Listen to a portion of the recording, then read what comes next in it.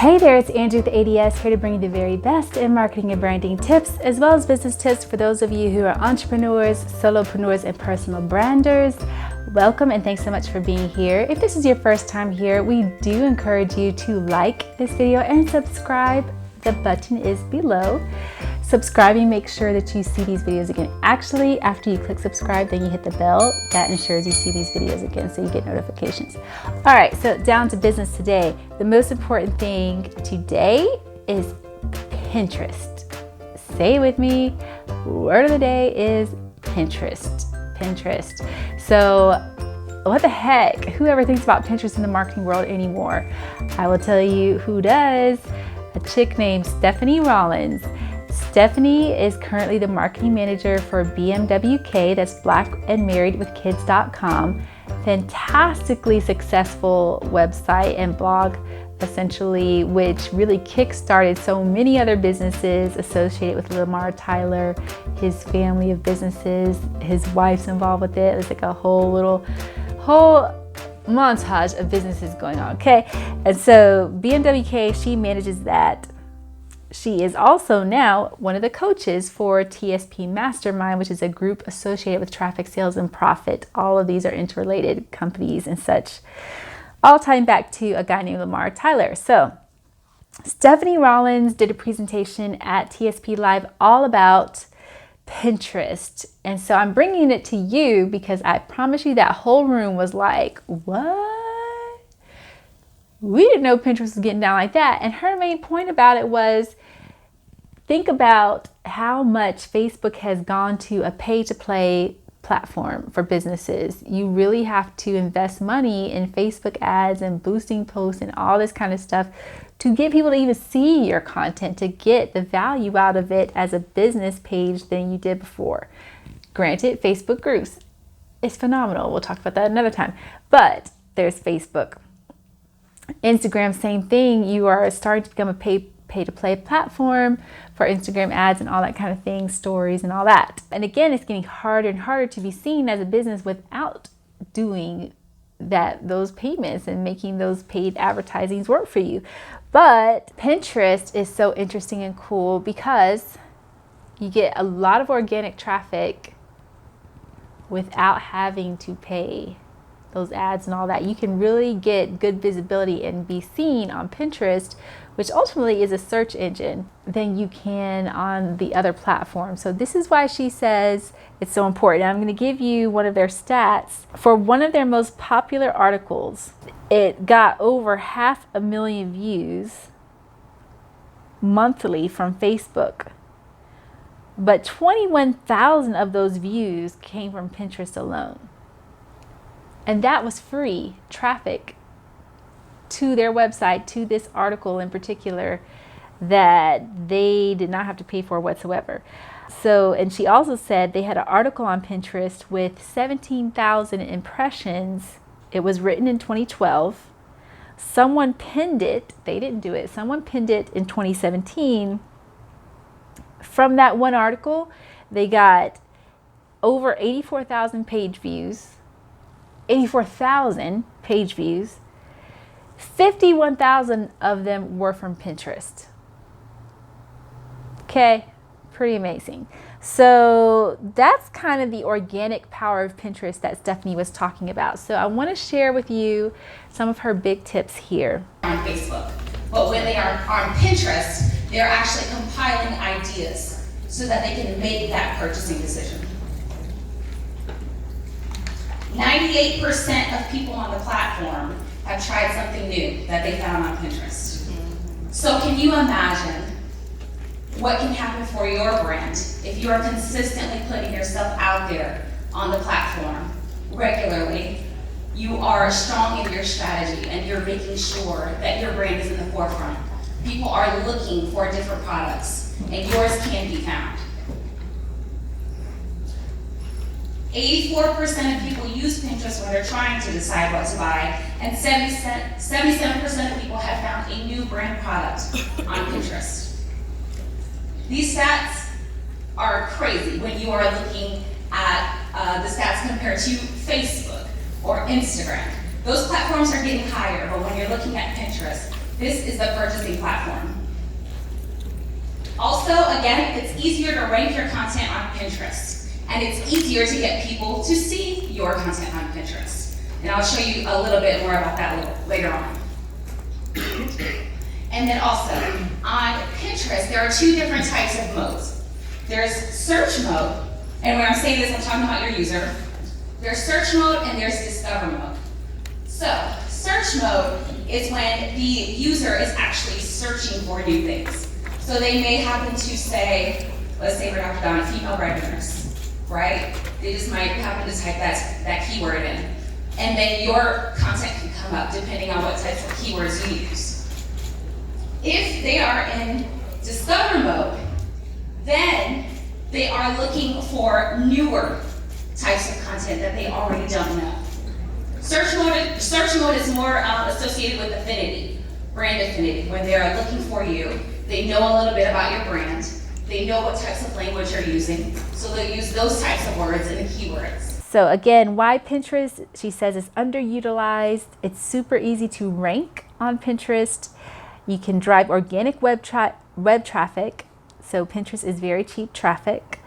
But she says Pinterest is a long game. It's not short term. This is a long game to play. And she says the algorithm rewards people who reshare other people's content. So don't just be putting out only your own content all the time. You need to also be resharing, repinning, etc., other people's content as well, because that's what Pinterest rewards. So their ratio for sharing other people's content to their own content, she says, is 2-to-1. So for every 2 pins of someone else's that they share or repin, they're sharing 1 pin of their own out there that they created, right? So 2-to-1 ratio for businesses is what she recommends. First point that's quite important is keywords. So she says you want to consider the name of your board and think of it just like you do for your Google keywords, any other keywords you might use, YouTube ads and all that kind of stuff. You have short and long keywords, and so you want to think of the description of your board. You want to make it easily searchable. And they need to be honest keywords. They need to actually relate to what you're pinning, not like these bait and click kind of keywords. Because if you lie about the content that you have up there, you will get reported. Your pins will get reported, which you don't want. So, keyword research. She says use auto-suggest on Pinterest. So you start typing in something and words start popping up. Use that as part of your keyword research. She said that there's some colored boxes at the top. So that's additional keywords where you can create a long tail keyword out of that. So she says pay attention to those colored boxes at the top to figure out the keywords to use for boards and that kind of thing. Also, number 2, you want to visually stand out. Visually stand out. So you can use consistent brand colors. You can put a URL on a pin. You can put a URL on a pin. So you want to do that with your Chrome extension. You need a little Pinterest Chrome extension you can get, and you can just pin content from wherever on the internet.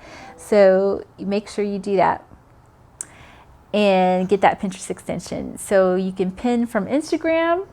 You can pin photos that link to your website. And so what you want to do, she says, is quite critical, is send traffic to pages that already convert.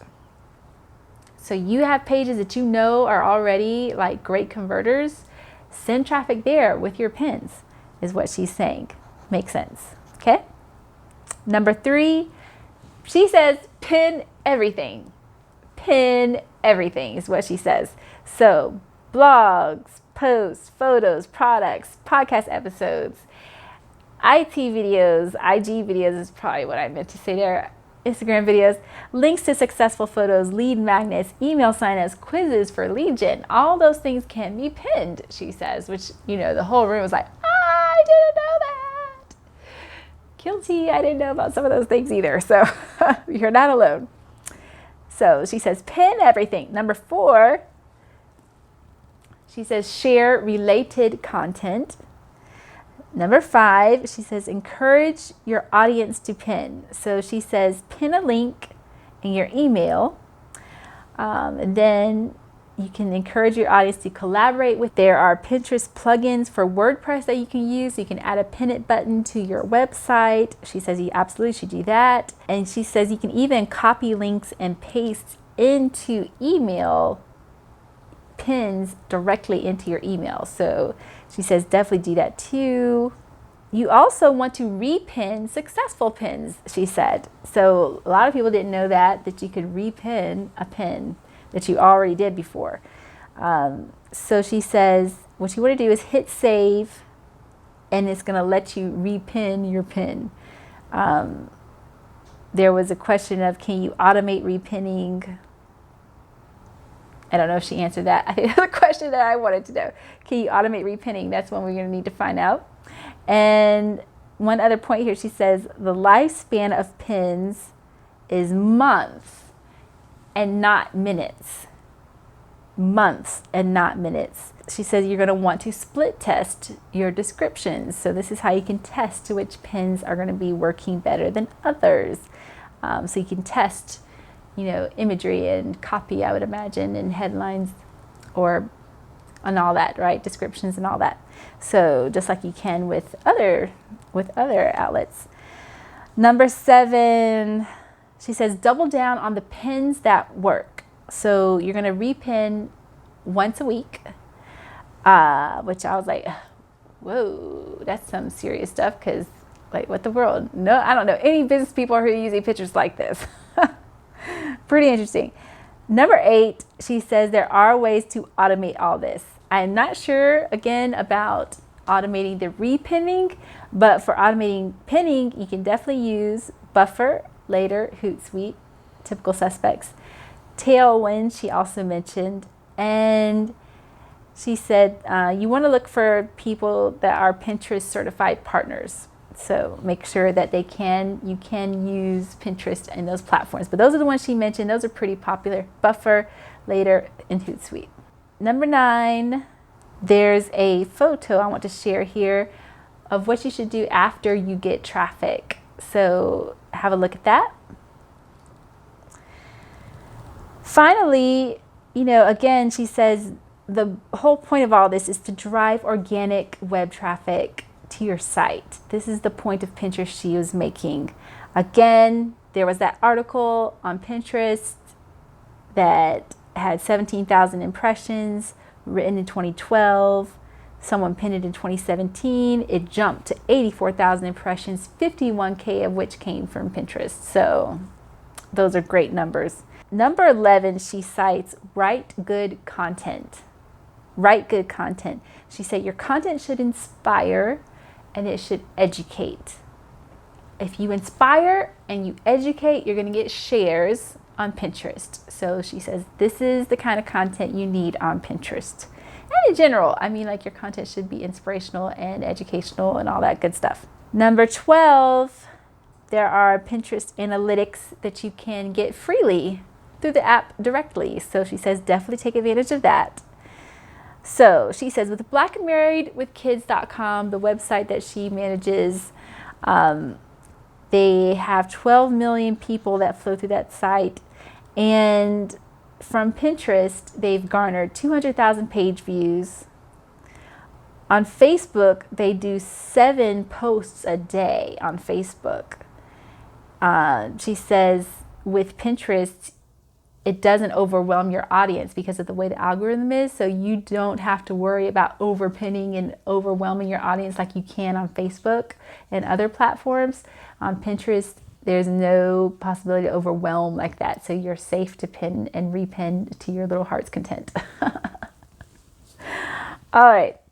Finally, you can do Pinterest ads, she mentioned as well. So all things that you may or may not have known before. Certainly there was plenty that I didn't know, but that's at least 13 things that you may or may not have known about Pinterest before. So What do you think? Will you be using Pinterest now for your business? And if so, let me know in the comments below. I want to hear that.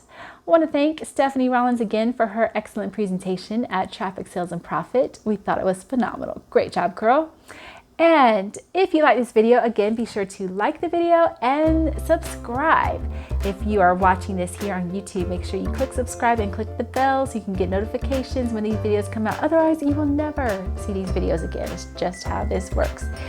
And if you're listening to this on podcast, be sure to subscribe to us wherever you're listening, Apple Podcast or Google Play or wherever you may be finding this podcast. Be sure to subscribe there so you keep seeing our podcast come out. And finally, be sure to follow us. This is where you can connect with us, ask questions, chat with us at the A.D.S Agency. That's THEADS, like ads, like advertising agency. That's everywhere. Facebook, Pinterest. They actually are on Pinterest, and this has inspired us to up our game on our Pinterest channel. So we are on Pinterest, LinkedIn, and of course Instagram and Twitter. So thanks so much for being here. We'll see you next time, and cheers. Mwah.